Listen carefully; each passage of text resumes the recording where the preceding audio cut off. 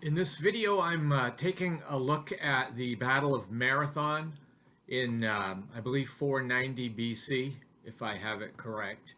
And I have a few games on that I have played, but I decided that I wanted to create a brief exercise at the strategic level covering the Battle of Marathon. And so the way I decided to do that was with the Epic of the Peloponnesian War by Clash of Arms.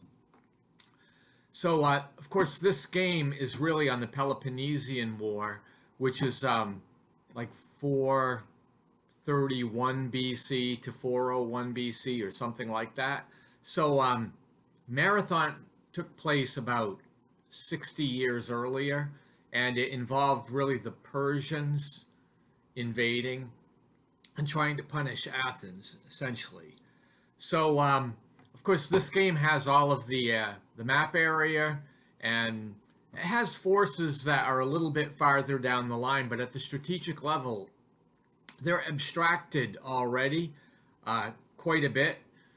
So I decided I would be able to use the Persian countermix as well as the Athenian countermix to create the battle, which would just take place in one hex, and it would be played out using the combat system in Epic of the Peloponnesian War.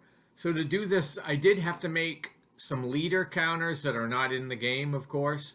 So one of them is obviously the leader for the Athens group, Miltiades.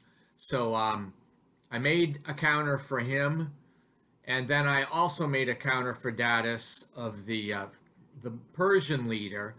And because they came over in fleets, and in Epic, you can't just leave a stack of units in a non-city without having a leader. So I also included a Hippias, who I believe was a political person in the Persian Empire that kind of encouraged the punishment of Athens, and he went along for the ride. So I put him in charge of the fleets just to kind of keep an eye on them.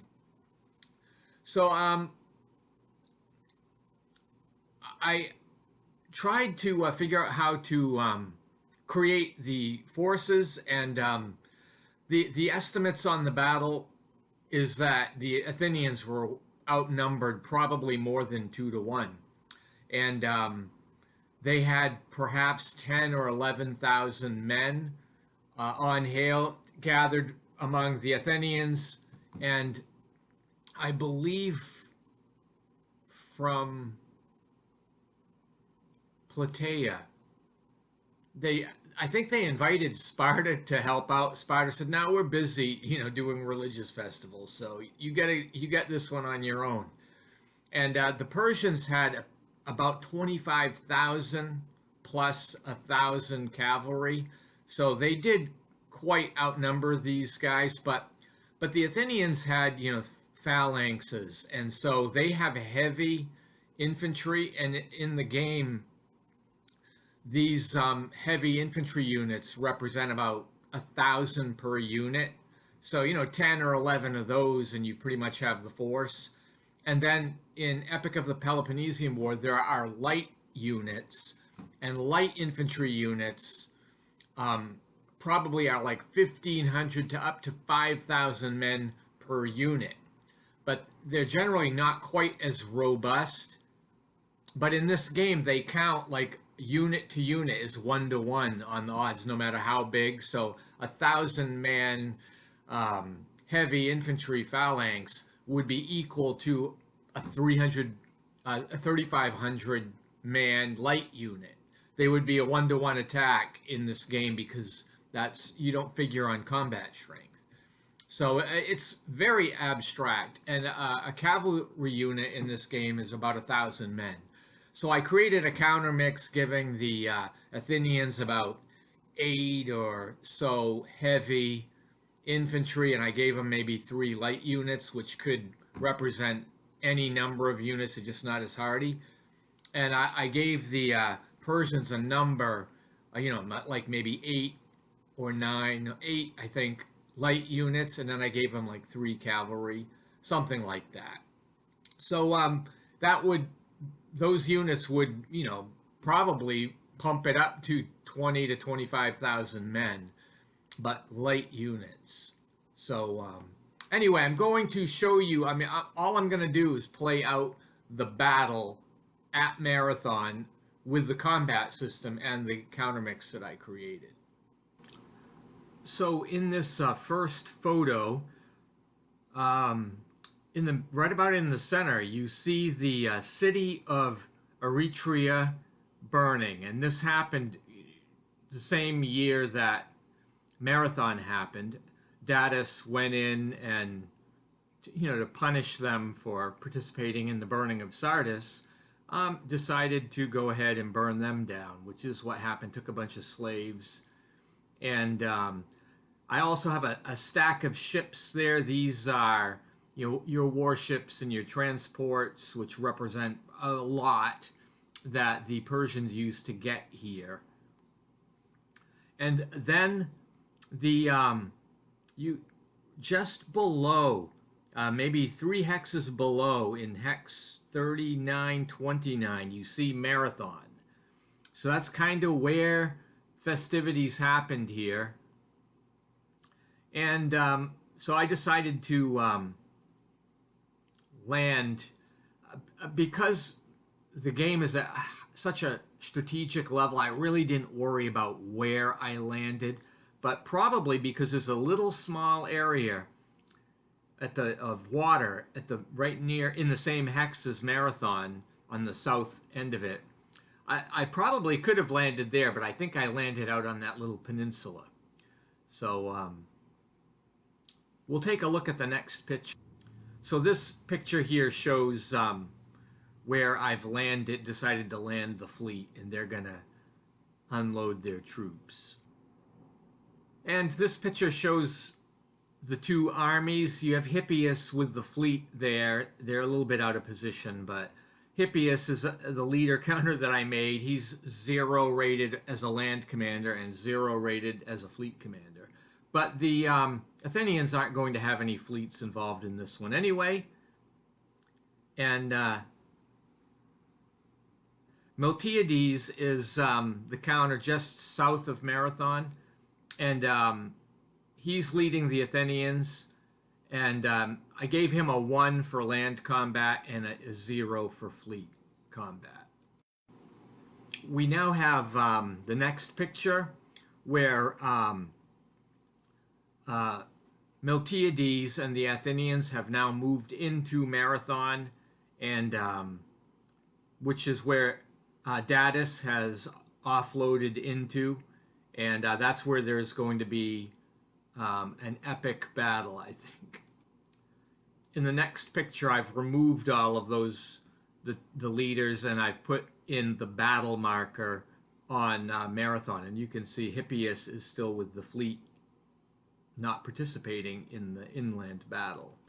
So now we go on to the combat display. The battles are actually fought out in rounds on this table, and the purple units here represent Datis and the Persians, and the blue units are the Athenians and the Plataeans.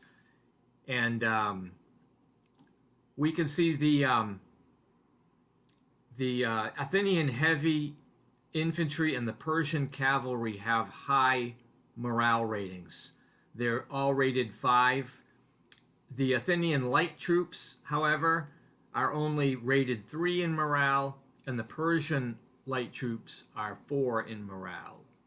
Should be able to see all of those on this picture of the display. So this battle is going to be fought in rounds, and in each round, the morale of the units involved are going to drop at least 1 level, or the unit might end up sent to the retreat box or be altogether eliminated. And then after the round is complete, the players will decide if they want to continue or if they want to retreat. So the first thing I do is figure out the odds and round it down in favor of the defender.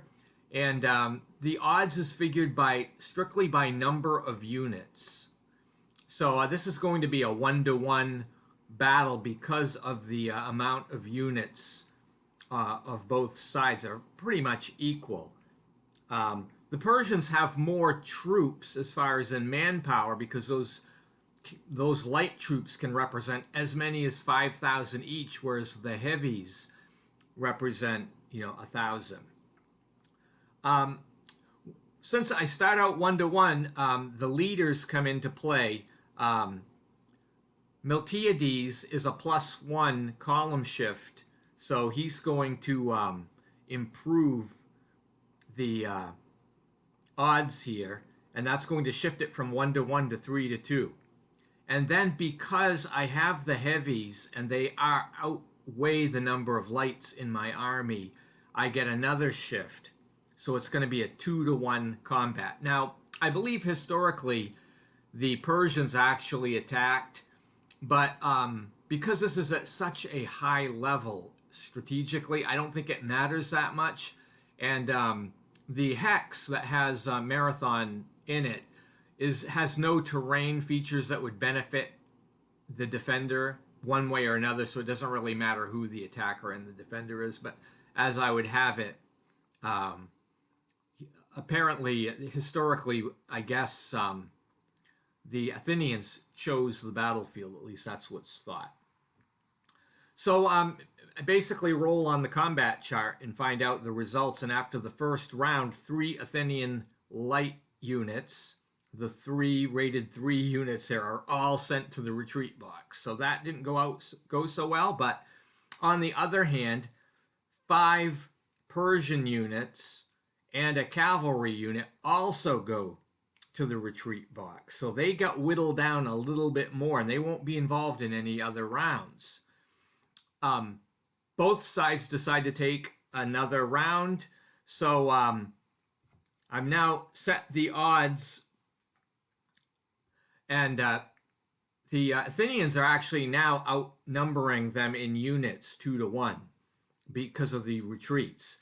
So Miltiades gets his bonus that shifts it to 3-to-1, and then because of the heavy infantry being more than the light infantry, they go up to 4-to-1. So that's a very high odds attack, but the die roll wasn't very good. So all that happens is a morale loss on everyone concerned. So everyone just moves down a slot. And of course, if you get to 0 on the morale, you automatically retreat. So I decided to go to round 3 just because I'm doing this just to play out the Battle of Marathon. And of course, it comes at a 4-to-1 again. It's the same exact situation as the last time, but this time 2 Persian cav units are killed and a light infantry unit is eliminated. And for the Athenians, the only thing that happened is all their units slid down, of course, the morale table. So the remaining Persian units are all in the retreat box. So the battle ends and they flee to the location of the ships and Hippias. So I have to roll for casualties, and both leaders passed their casualty checks, so they survived the battle. And Marathon basically has the historical result here. The Battle of Marathon is considered one of the decisive battles of history by a number of authorities that I researched. And I think one of the reasons why is that this decisive victory for the Athenians against the Persians boosted the Greek state's confidence, and it set the stage for further Greek victories. And it showed that the Persian Empire could be beat in battle, and even by an outnumbered force. As I said before, I've played this game on a tactical level, and I have a couple of games that I can think of on it. One is Marathon in S&T number 14. It's a magazine game. There's Granicus, which I think is an Alexander game, and then Marathon. And I have a picture here of the Battle of Marathon played out from the S&T number 214.